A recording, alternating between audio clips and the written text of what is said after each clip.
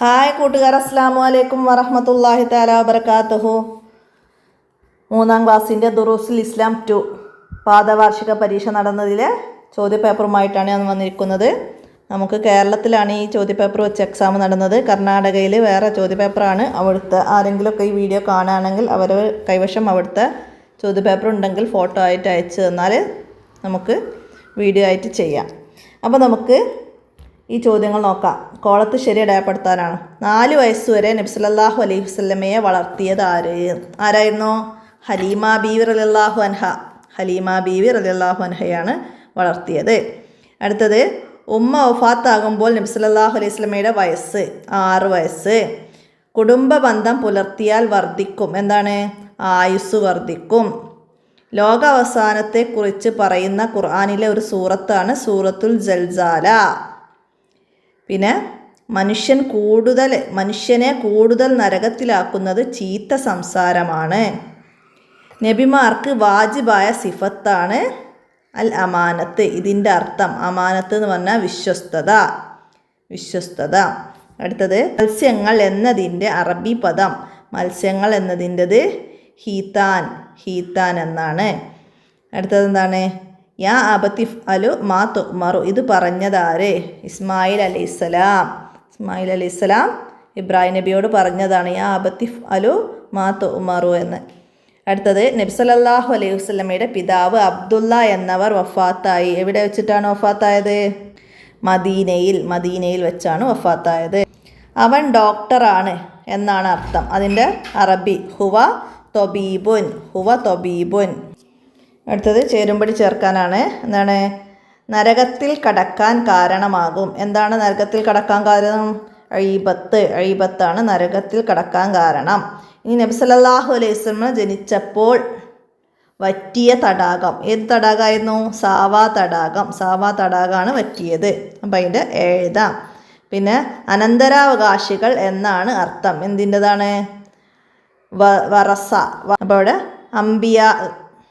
അവിടെ നമുക്ക് വറസ അനന്തരാവകാശികൾ. അടുത്തത്, അമ്പിയാക്കൾക്ക് വാജിബായ സിഫത്ത്. അപ്പോൾ ഇതിൽ വന്ന വാജിബായ സിഫത്ത് ഫത്താനത്ത് എന്ന ബി ആണ്, ഓപ്ഷൻ ബി. ഇത് കടന്ന് വേണം സ്വർഗത്തിലെത്താൻ. ഏത് കടന്നിട്ടാണ്?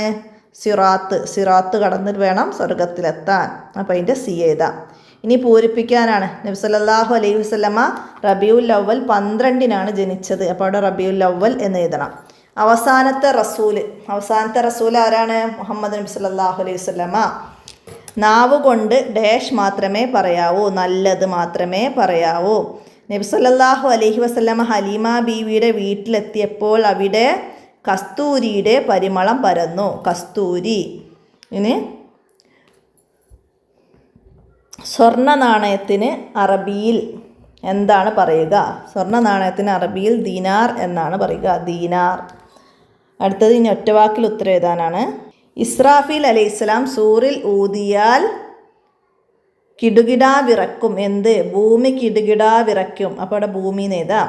കുടുംബ ബന്ധം മുറിച്ചവരുള്ള സമൂഹത്തിൽ ഇറങ്ങുകയില്ല. എന്ത്? അള്ളാഹുവിൻ്റെ അനുഗ്രഹം ഇറങ്ങുകയില്ല. നബി സല്ലല്ലാഹു അലൈഹി വസല്ലമയെ ജനങ്ങൾ വിളിച്ച പേരെന്ത്? അൽ അമീൻ എന്നാണ് വിളിച്ചത്. നബി സല്ലല്ലാഹു അലൈഹി വസല്ലമയുടെ നെഞ്ചിൽ ശസ്ത്രക്രിയ നടത്തിയ ആരാണ്?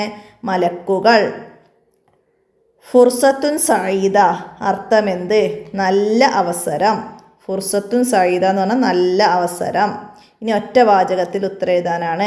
നബി സല്ലല്ലാഹു അലൈഹി വസല്ലമ ജനിച്ച 7-ാം ദിവസം അബ്ദുൽ മുത്തലിബ് എന്ത് ചെയ്തു? എന്താ ചെയ്തത്? ആടിനെ അറുത്തു, മാംസം വിതരണം ചെയ്തു, കുഞ്ഞിന് മുഹമ്മദ് എന്ന് പേര് വിളിച്ചു. ആരാണ് അമ്പിയാക്കൾ? മനുഷ്യരെ നേർവഴിയിലാക്കാൻ അള്ളാഹു നിയോഗിച്ചവരാണ് അമ്പിയാക്കൾ. അടുത്തത്, ഗീബത്ത് പറഞ്ഞവരെ മിഅ്റാജിൻ്റെ രാത്രിയിൽ നബി സല്ലല്ലാഹു അലൈഹി വസല്ലമ കണ്ടത് ഏത് രൂപത്തിലായിരുന്നു? സ്വന്തം ശരീരവും മുഖവും ചെമ്പ് നഖങ്ങൾ കൊണ്ട് മാന്തി പിളർക്കുന്നു. ആ രൂപത്തിലാണ് കണ്ടത്. അബൂലഹബ് സുവൈബത്തുൽ അസ്ലമിയയെ മോചിപ്പിക്കാൻ കാരണമെന്ത്? തിരുനബി സല്ലല്ലാഹു അലൈഹി വസല്ലമയുടെ ജനനത്തിൽ സന്തോഷിച്ചാണ് സുവൈബത്തുൽ അസ്ലമിയയെ അബൂലഹബ് മോചിപ്പിച്ചത്. മഹ്ശറയിൽ അല്ലാഹു തആല വിചാരണ ചെയ്യും. എന്തെല്ലാം? ജീവിതത്തിൽ ചെയ്ത ചെറുതും വലുതുമായ എല്ലാ കാര്യങ്ങളെക്കുറിച്ചും മഹ്ശറയിൽ അള്ളാഹു വിചാരണ ചെയ്യും. കുടുംബബന്ധം നിലനിർത്താനുള്ള മാർഗങ്ങളിൽ 2 എഴുതുക.